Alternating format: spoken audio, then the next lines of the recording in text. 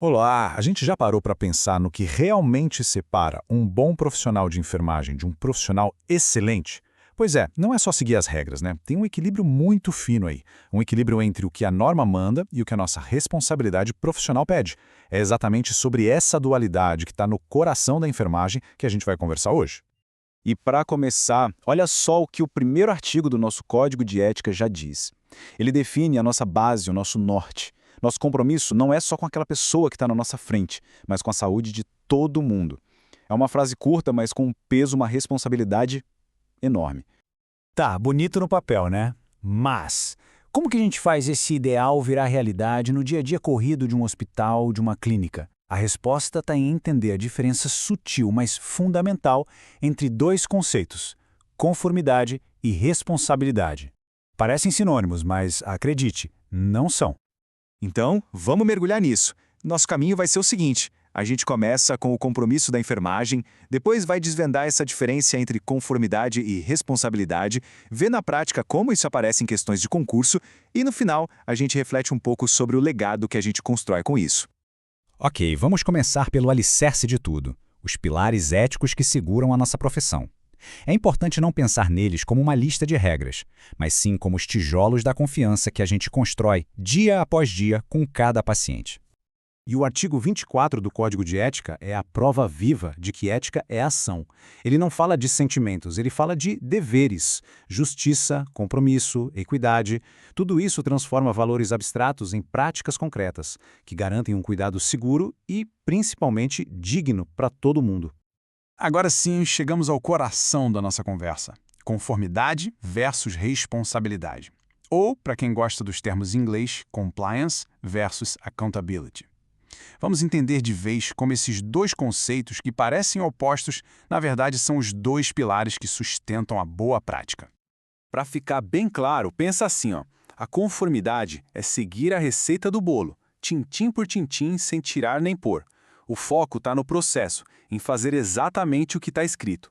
Já a responsabilidade é garantir que o bolo fique delicioso, é ter a iniciativa de talvez ajustar a receita se perceber que algo não vai bem. O foco aqui é no resultado final. Primeiro, vamos falar da conformidade. Pensa nela como se fosse a planta de um prédio. É o projeto, o conjunto de regras que a gente não pode de jeito nenhum ignorar, porque é isso que garante a segurança da estrutura toda, a segurança do paciente. Aqui não tem muito espaço para improviso. E esses artigos aqui são exemplos perfeitos de conformidade em ação. O 16 é direto, garantir um cuidado livre de danos, seja por imperícia, negligência ou imprudência. O 22 é sobre autoconhecimento, saber seus limites e se recusar a fazer algo que está fora da sua competência. E o 17 fecha o ciclo, só assuma uma tarefa se tiver certeza de que pode executá-la com segurança. São as linhas que a gente simplesmente não pode cruzar. E a responsabilidade? Bom, se a conformidade é o mapa, com o caminho todo desenhado, a responsabilidade é a nossa bússola interna. É ela que nos guia quando o mapa não mostra todos os detalhes do terreno, quando o caminho não está tão claro. Mas olha só, para a responsabilidade florescer, ela precisa de um ambiente propício. Um ambiente que a gente chama de cultura de segurança. É um lugar onde o erro não é caça às bruxas, não é para achar um culpado e punir. Pelo contrário, o erro é visto como uma oportunidade de aprender e de melhorar o sistema para que ele não aconteça de novo. Esse artigo 47 é muito forte. Ele é um verdadeiro chamado à ação. Responsabilidade, veja bem, não é algo passivo. É ter a coragem de se posicionar, de denunciar quando a gente vê um risco para o paciente, não importa de onde venha esse risco. A responsabilidade é, acima de tudo, um ato de proteção.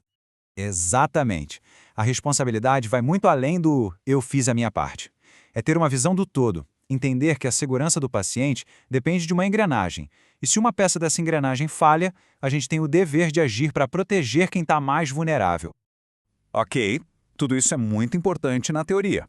Mas e na prática? Como é que esse conhecimento é cobrado numa prova de concurso? Vamos dar uma olhada numa questão real para a gente testar o que aprendeu.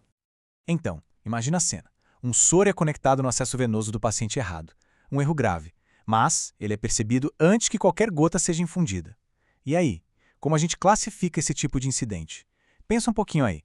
A resposta correta é quase erro, ou como algumas bancas chamam, near miss. Mas a grande pergunta é, por quê? Vamos destrinchar isso.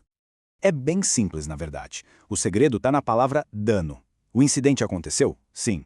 Mas ele chegou a atingir o paciente e causar algum mal? Não. Por isso é um quase erro. É diferente de um evento adverso, onde um incidente acontece e resulta em dano. E numa cultura de segurança, relatar esses quase erros é ouro. É a melhor forma de impedir que eles, um dia, se tornem erros de verdade. Então, no fim do dia, a gente vê que conformidade e responsabilidade não são forças opostas. De jeito nenhum. Elas são parceiras, trabalham juntas na construção de um cuidado que seja, ao mesmo tempo, seguro e profundamente humano. Eu gosto de pensar assim: as regras, a conformidade, são o nosso cinto de segurança, essencial para prevenir erros graves. Mas a responsabilidade, essa é o nosso reflexo rápido de pisar no freio para evitar o acidente. Uma coisa complementa a outra. Ambas salvam vidas. O protocolo é o nosso ponto de partida. É um mínimo. Mas o cuidado que realmente transforma, que marca a vida das pessoas, ele nasce da responsabilidade.